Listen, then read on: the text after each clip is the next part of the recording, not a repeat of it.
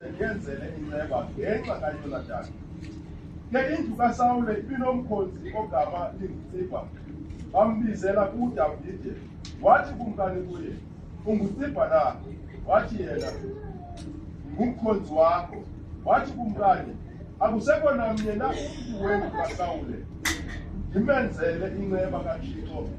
Wathi ke uSiba kumkani, "Kusekho unyana kaYonathani ofe inyawo." Wathi kumkani kuye, "Uphi na?" Wathi uSiba kumkani, "Nankuya endlwini kaMakire unyana ka-Amiyeli eLodebhare."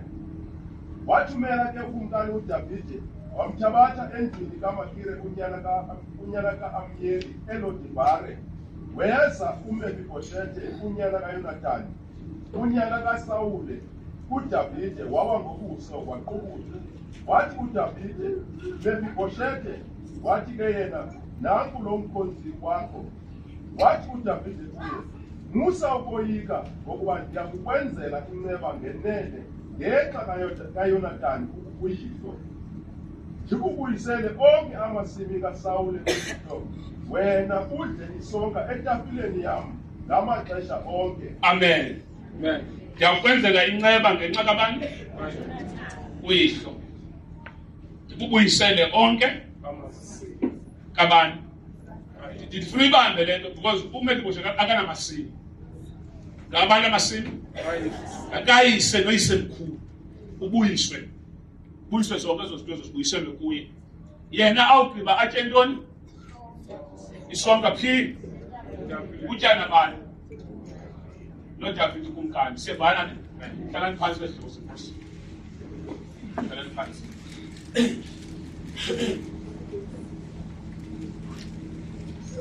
When Jesus was born,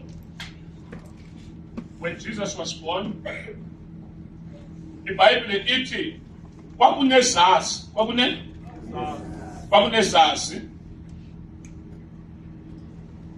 ezaye zabona inkwekhwezi. Zabona ntoni? Yes, inkwekhwezi. Phakathi kwezinye inkwekhwezi zabona le nkwekhwezi iqaqambile ngaphezu kwezinye inkwekhwezi. And iBhayibhile ithi ezizazi, the astrologers, engabantu abafunde ngeenkwekhwezi, bayazi uba ukhona umuntu ozelweyo. Ukhona? And lo muntu uzelweyo uzelwe eyikumkani. Babona istar, babona ntoni? But istar kabe analyze sona, bejonga, behlola sona, bathi kukho umuntu ozelwe and lo muntu uzelweyo uyikumkani. Uyikumkani. Kuthiwa esi star sabe sesimuva, siyavana ne? Sihamba. Now ezizazi zathatha i-direction yestar, zalandela sona. Zalandela esi star. Esi star kuthiwa safika sayoma eBethlehem. Safika sema? Uma kwaso eBethlehem bafika nabo. Le ndawo sime kuyo bayojonga. Xa befika khona, bafika kukhona uMaria ehleli noYosefu, umntwana ezelwe esesitalini samahashe, esongelwe ngeqhiya. Yayenza sense? Esongelwe ngeqhiya. Xa befika kuye apha, into bakhokheleyo sister. Sister. Now imessage yenu namhlanje ifuna siyiqale apho. Siyevana ne? Ifuna siyiqale apho ukuba ngaba xa uzalwa umuntu kuba khona i-report echazayo uba kukho umuntu ozelweyo. Akekho umuntu ozalwa nje ungabikho into ichazayo kwizwe lakwamoya ukuthi kukho umuntu otheni. USathana akaqala ukulwa nawe ngexesha ozelwe ngalo. USathana wena uthi usemncinci, kusathiwa usemncinci, yena bona istar alwe nawe at the level. Ndiyayenza sense? Amen. Now uyabona xa ungumzali kusisono ukuzala umntana ungasazi istar sakhe. Xa ungumzali kusisono ukuzala umntana istar somntana, because istar siqala ivelu yomntana nento umntana azelelwe yona. Ku-analyze istar, bathiwa this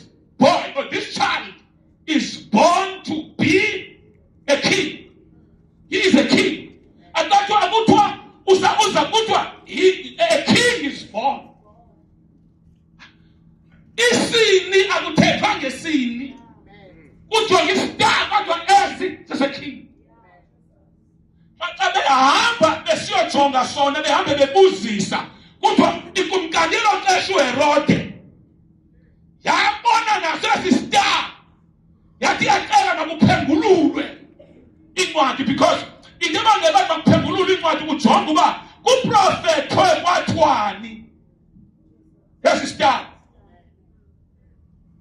ngoba uyiking and uyaqonda uba luzelweyo uzothatha indawo yakhe ngoba ii-kings azikwazi uhlala endaweni enye ngexesha elinye na ithi wathi makubuziswa wacaseqonda uba ubhidekile wacikelela ixesha ngokwesiprofeto wathi bonke abantwana abazelwe ngelaa xesha abangamakhwenkwe mababulawe into le nto isheyikha ilizwe sistar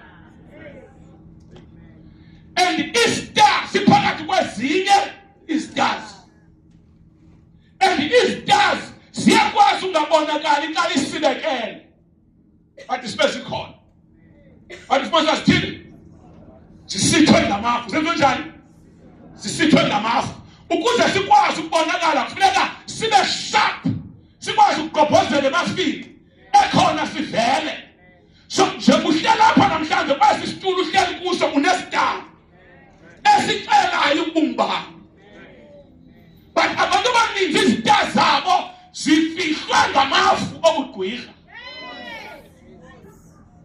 ube kwi-confusion uthi uyofika kwi-10 ube kwi-confusion uyofika kwi-4 ube ufumanisa una-50 but you're still confused. You don't even know why you were born. Ukujusa ikhangelayo you are all over the place but ukubangaba ubuzelwe with presence in the presence ya astrologers sakwamo uzawuthi uzalwa awuzalwa ngoku sokubuzelwe esibhedlela eTigerberg kwabazalwa ngoku uzelwe esibhedlela phi eTigerberg kuphume omnye we-family member ijonge phandle uba lithini izulu kwenzeka ntoni ngexesha kuzalwa ujongwe even neweather ngoba neweather iyaripota iyakwazi uripota awukazi ubone xa kusweleka umntu kubakho imvula enkulu abantu abakhulu xa besweleka kuba khona imvula kanti ngela xesha kufikela mvula kuzolandwa. You understand it? Abanye xa bezalwa xa kuthiwani iweather itshintshiswa yi-heaviness yile irepresentwa ngulo mntu. That's why kubalulekile ukusuka namhlanje ukuba abantwana bakho ukuzama ujonga kwenzeka ntoni xa ndizawuzala lo because izinto ezenzekayo zazixela ivelu yakhe nokuthi yintoni ayizelelweyo ikhona icawa khalithi amen amen manphinde benimamele uthetha ungabuyani bethi bamzala i-assignment uyigqibile into beyizele yayiba kuziswe wena indlela ububaluleke ngayo kuthi and after into entlungu enjalo you become useless at the cost of him. You become useless. Bengxaki kodwa kwabhubha abantu xa kwakusiza wena nemiphefumlo eyalahlekayo ngenxa ye-heaviness usathana wabona indlela dangerous ngayo and nezulu mamako xa kuzalayo kwathiwa ugqibile xa uzele yena xa uzele i-assignment yakho nabanye bebelukuza ilapha kuyo ungumntu serious babekhona bebenozalwa endaweni yakho but kwanikwa ispeed that seed yayithwele wena inguwe ukuthi bayi-overtake zonke ezinye ii-seeds kuze wena ngenxa yevelu elapha kuwe. Kukho abantu xa bezelwe athi sehambile i-assignment yaphinda abuye in the form of another person. Kukho abantu xa bezelwe ayiserve ipurpose yokuza kwakhe, abe relevant kwi-generation, kwisizukulwana. Ithi impilo ye-principles eziqala ucabangana uphila beyond ixesha elithile, but abe esadingeka, athathwe in a form of ukufa, akahambanga, abuye, that is incarnation, abuye ethole esinye isiqu, aphinde afike aphile, abe relevant kwi-generation elandelayo. Kuthiwa i-assignment akayigqibanga aphinde ahambe. Xa kuphindwa within the family kuzama uphinde kubuye ke. Kukho abantu abathwala izitya ezinzima.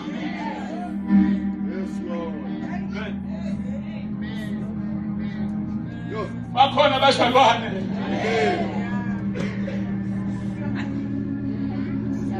Kukho abantu that will keep on coming. Kuxa kudlule generation kuzalwa abanye abantu baphile bavele. Kuma 2000 akhoyo kukho abantu abaphile nge-70s nabaphile nge-50s, but abasafikayo nangoku because of abekho baluhlobo olunqabileyo. Ngeke sikwazi ukuphumelela isizukulwana kwi-absence yabo. Elo xesha labantu liyabadinga. Uyazi uba kwi-families ezithwelwe umuntu owayephile ngo-1800, xa kuphindwa kusiza abanye abantu ngo-1900 baphindwa wabuya, and usekhona nangoku, but uthintwe ethintwayo ngumzimba, the spirit siyi-one sesiya. Aniyifundanga neBhayibhileni loo nto leyo. Sinendoda ekuthiwa ngu-Eliya, umprofethi kaThixo, ophile waprofetha. Xa kufuneka efile, kwaxa sekukufa akukwazi ukumthatha. Uphile waba immortal. Kwaxa sekuba le nto kuthiwa yi-eternal life uyiphile apha. Ukufa kwasonga izandla. Hlaza wahamba u-Eliya kwavela iinqwelo zomlilo, zamthatha zahamba naye. Kwathi xa kuvulwa kuvalwa incwadi ye-Old Testament ngoMalaki, wathi uMalaki noprofethayo chapter 3, wathi ndiyakunithumelela u-Eliya umprofethi ayawuthatha iintliziyo zonyana azifake kootata, athathe zoyihlo azifake. Xa kuvulwa incwadi ye-New Testament, John the Baptist, ithi iBhayibhile kavelayo uvela in the spirit and the power of Elijah. U-Elijah kwakhona wabuya. Ubuya ezo-announce ukuza kukaYesu. Ezo-announcer. Just feel at this time we find the voice in the wilderness, crying in the wilderness, and calling the whole nation into repentance. Oh, what uyisali isizukulwane nguqukweni. Ithe abantu babephume ezimbokolweni, baphumelani babheke entlango. Le ndoda ihlele entlango, ayiye abantu lihlele entlango. Ukutya kutyayo ikintethe locust. Impahla yayinganxibanga ooLevi's, yayinganxibanga ooLouis Vuitton, yayinxiba uboya benkandela, ihlele entlango. Bavela abantu besize entlango, wathi inzala ndini yamarhaba. Ubona liqele leyo ngengqumbezayo. Kuthiwa abantu babesiza kuJohn, the voice in the wilderness, preaching about the coming of Jesus. So in the wilderness, isitya sika-Eliya sisaphila kuJohn. Angathetha uYesu athi kubantu bonke abaprofethi abakhe baphila, abazelwe ngumntu, kwinto yonke ezelwe ngumntu, akekho mkhulu ukwagqitha uJohn. uJohn akho mntu omphilisayo, healing yayingekho, akho mntu ayiprofethayo yayingekho. Into ayithetha irenki yakhe kwinzula komoya, ngoba ii-ranking zethu spiritual azimezarishwa ngokwe-gift.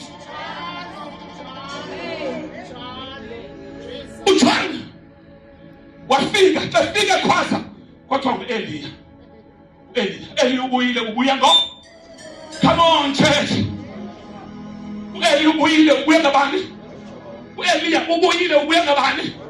UJohn wafika u-Eliya waba relevant kwisizukulwane esitsha se-New Testament. I-Old Testament ivalwa ngaye kuprofetha. Xa kuvula i-New Testament ivulwa ngaye. Uthi ndizotyana nezimendo wenkosi, I'm taking away. Wathi intaba ziyabamthelelele, amafusi azawuvuleka, wathi amawa azawudilika, kunyangelezela umendo wenkosi. Uthi John yathi yawuvela inkosi, yathi yawuvela inkosi, wakujona phakathi emanzini ebhaptiza abantu. 2,000 of people were coming. Yemalando yathi nansi mfana. Uthi nansi mfana. Ithinde nansi mfana. Ethwala isuse sonke sona nansi mfana. Uthi Elijah in the form of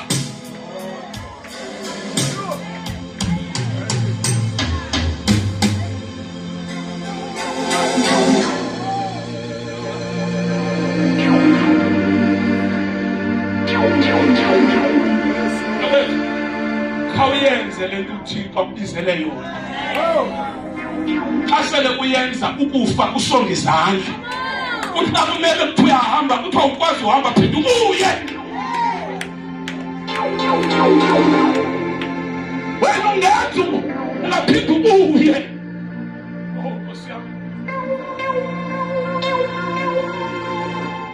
Wathi uJohn ethetha, Jonah, sit down.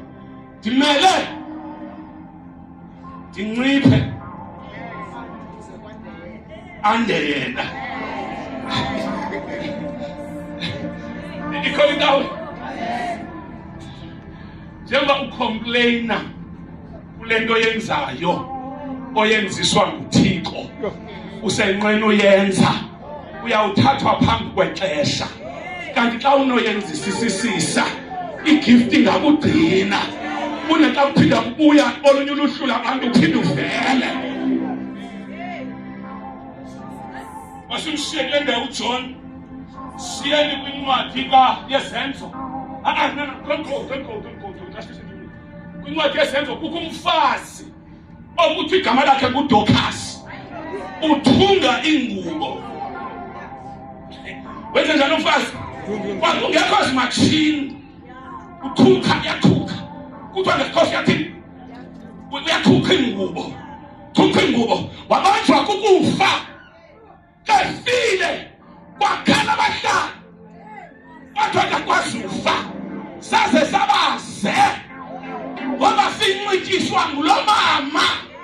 Abangena abazali banxibaphi, iinkedama zinxibaphi, abangena kutya banxibaphi, abangakwazi ufunda banxibaphi, zonke izinto zenziwaphi. Kodwa akakwazi ufa, bakhala ibandla, bavela abapostile, bakwazi ingubo zizikhukelwa ngulo mama. Kwawulanda uPetros, kodwa uPetros lo mama akakwazi ufa. Wafika uPetros wamvusa uDorcas. Yintoni emvusayo? I-assignment yakhe. Akukho mntu unoyenza. Singathi siyafana but sehlukile kwisitazi. We are not the same. We are not the same. Namhlanje lonke ilizwe elifihle ubuqaqawuli besita sakho,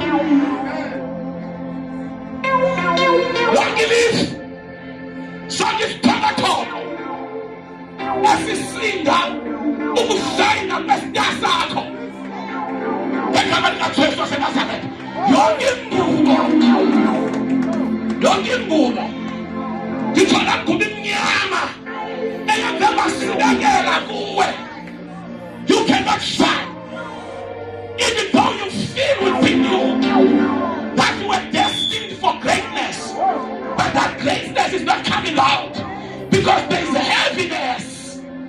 Namhlanje egameni lenkosi yami uJesu yaseNazaretha, wamhluku nokuzalwa kwami, ndikhanyeza zonke ingubo esibangela ukuthi isinyazi no shine. You will shine, shine.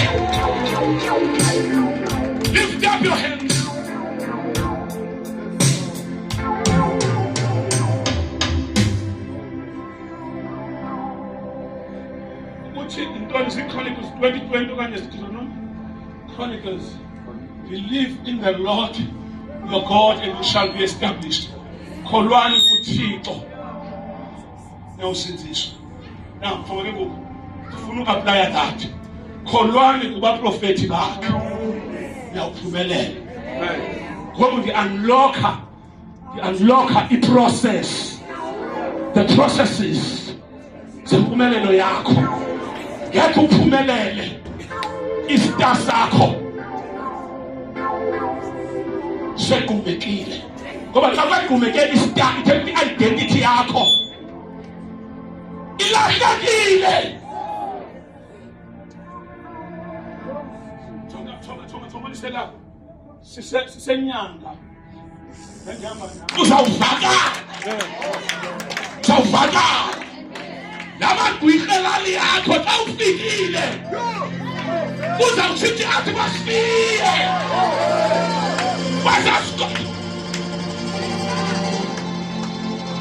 you need to carry your own presence. Let me find another way of putting this. Listen to me. When you go to your workplace, you need to carry your presence. Go there with your and I'll figure corner mabasindwe mabakhiphakala isiyasakho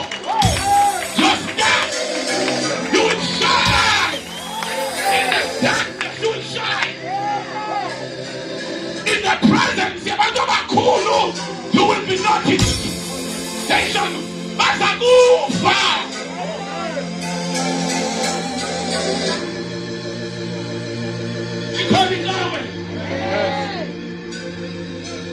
Sit down.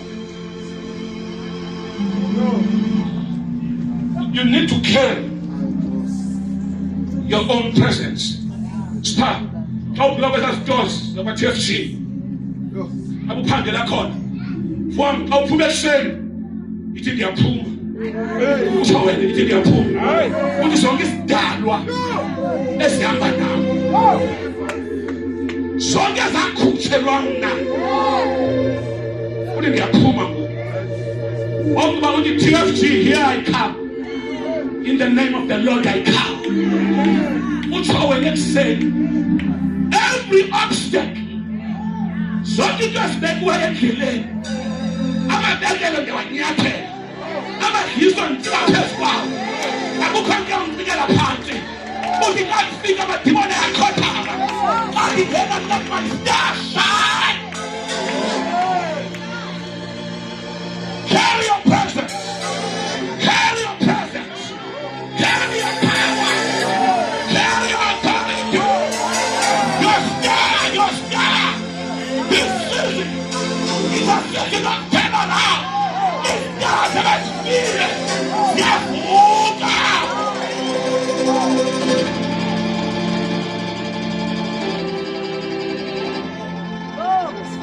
Sit down. Oh. The penny declares that no pillar rock about your back.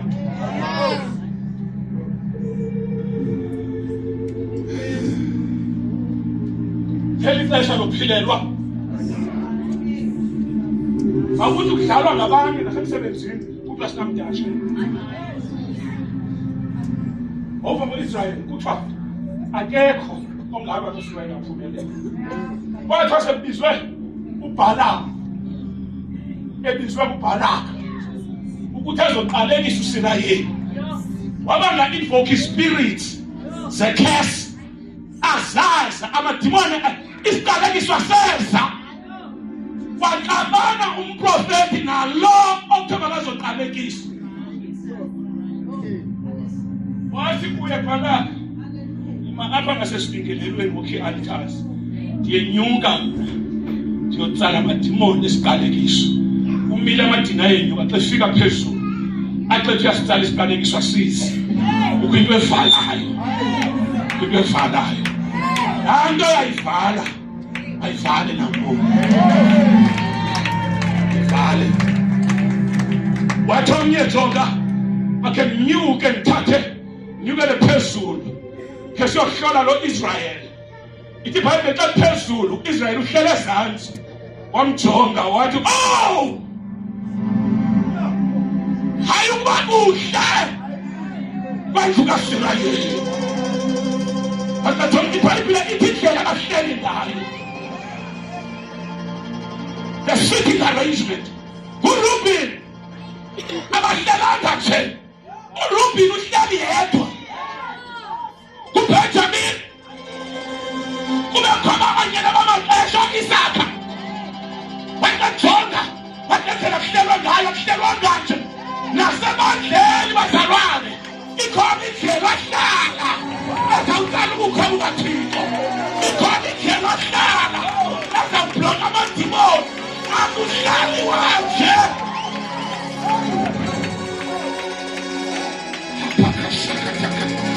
ketekesatokos elepeketekesina ukwafika behlele emnyango ayafrani yodwa ukwafika behlele phaya imimoya kayizayo iyajinga ngoba strategically ukwazi isinto abantu bepower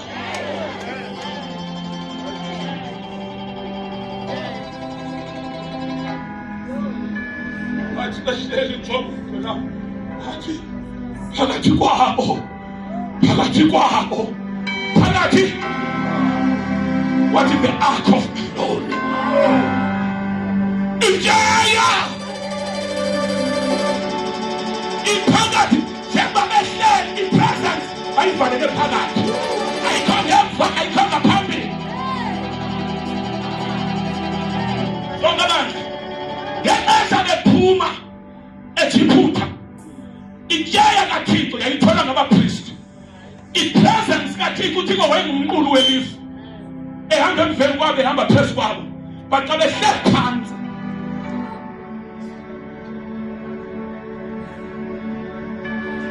phakathi kwabo ijaya phakathi kwabo it matters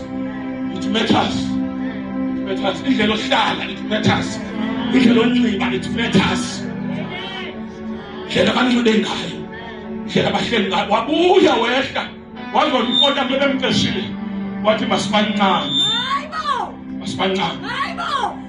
wathi nemali ebeningiqesheni nihalishe ithatheni ngekhe akhothi lokwazi uqalekisa basikelelwe zonke isiqalekiso ezathethwayo sahlala kuwe kungazazi ukuba namhlanje ngifuna ukhuthe idimani uthi now that I know ukuba ndimbambi zonke isiqalekiso ezahlalayo egameni likaYesu ezabazaletha I reject them. Reject every curse. Reject every spirit of failure. Reject every spirit of death. Zonke spirit ezahlala kuwe kwangaxongi namhlanje siyahamba.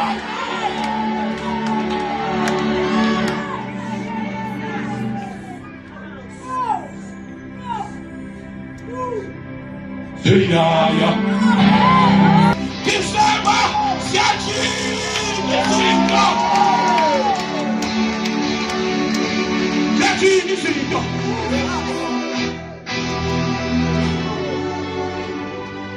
sit down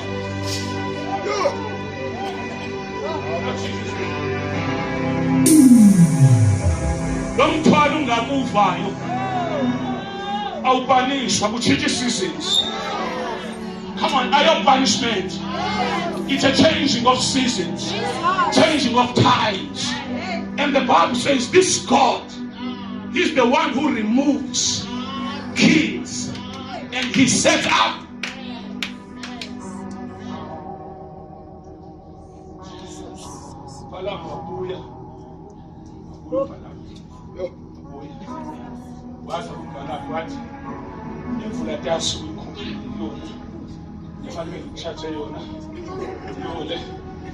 unzima la mphefumulo kasele wona ukazilweli uyalwela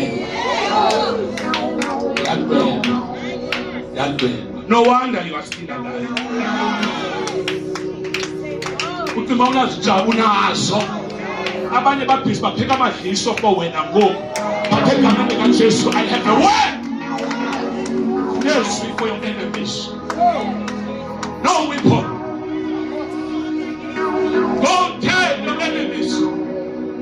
Uba awulazi bani ndawoni uthi I quote Bishop Tezula chapter number 3 October. No enemies. No weapon formed against you that will prosper. Asiko is power that can tell wena. Baza wenza mayele ngaphela sithubeni. Bathe kulana nosawufreka.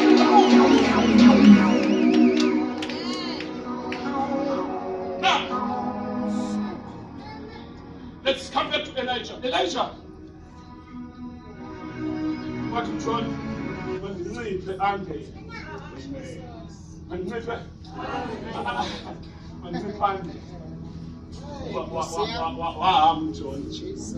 uyesu wayofika emnqamlezweni uJohn uvela sengasahambi yena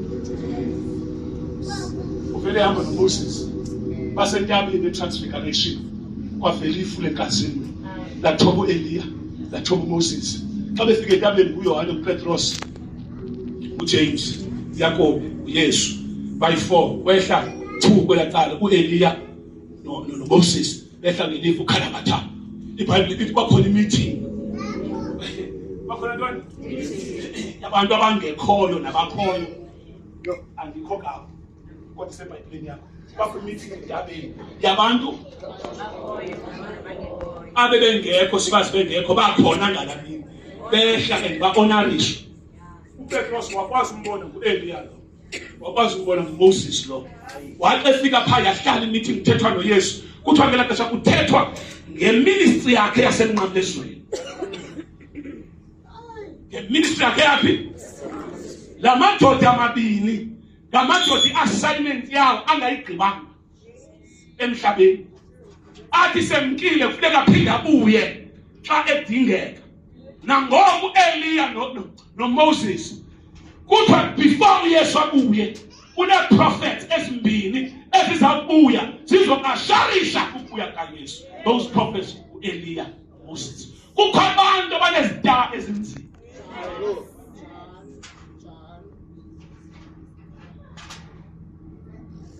Lento kuminxileyo uminxiwa yinto ibifanele uba wena uyiminxile. Listen, uGideon Manka uGideon woyika uyolwa noIsrael sorry amaleki uyoyika uzahamba ngalamandla nawo uyoyika so ulele uGideon basententeni kwakhona iphupha nalo waphupha sorry intshaba zaphupha isonka sombhalo siphuma eBhakpotini yabona iBhakpotini la siphuma pha xa siphuma pha siyaqengeleka okweviri sangena phakathi kwabo zintshaba zizohlasela uIsrael.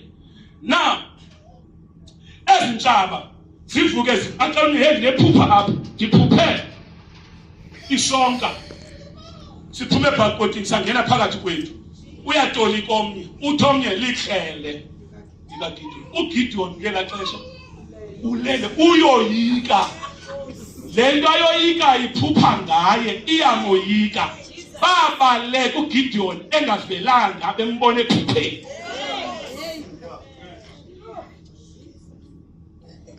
lento uyoyikayo ngaphezu koba wena uyoyika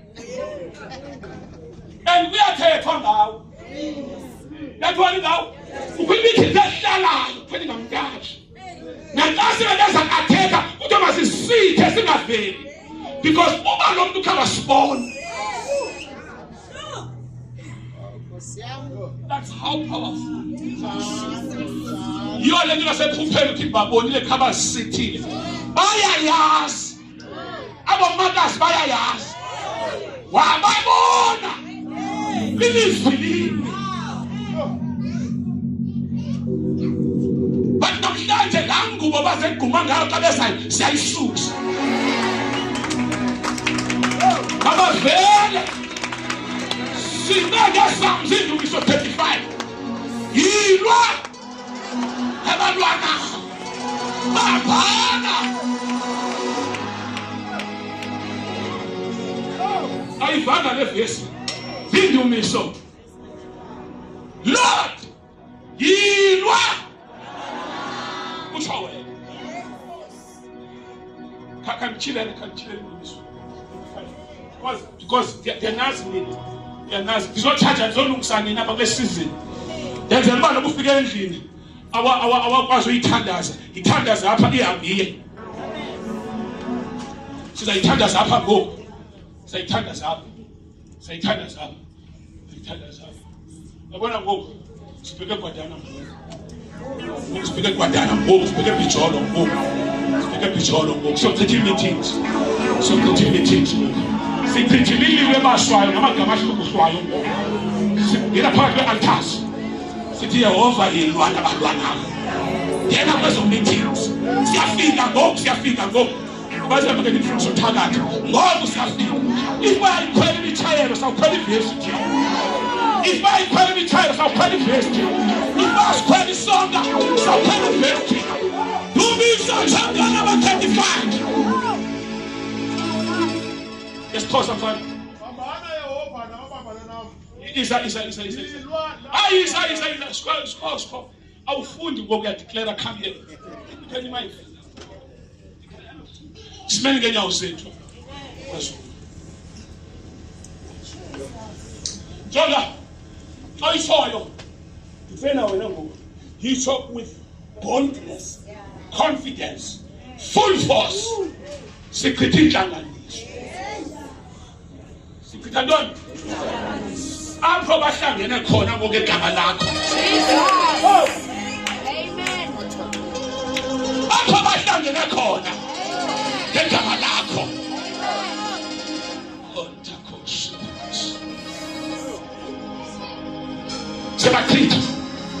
Siyabachitha. Yiya 1 2. Bambana Yehova nababambana nami. Yisabaka 1 2. Bambana Yehova Nababambana nami. Asona thathu 1 2. Bambana Yehova Azokugibela. Bambana Yehova Yisa. yilwa nabalwa nami. Yilwa 2.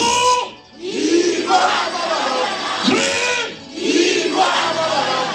Yes, Tonga. Awunawuthi yilwa uncumile. Ayincumisi. Into ababhlokho ahlobo. Ayincumisi. Into abheke 31st nge-1st yomnyama. Ayincumisi. Into yamdade ematyaleni uphangela lathi awuphangeleli. Bambana Yehova nababambana nami 1 2. Bambana Yehova nababambana nami. Yilwa Yehova nabalwa nami. Yilwa Yehova nababambana nami. Qubula ikhaka nengweletheshe. Usukume undincede. 1 2. Qubula ikhaka nengweletheshe. Usukume undincede. Ayongweletheshe yakho le. Ayokhakha lakho. Esisifika ayiso zakho. UYehova uzawuzalela.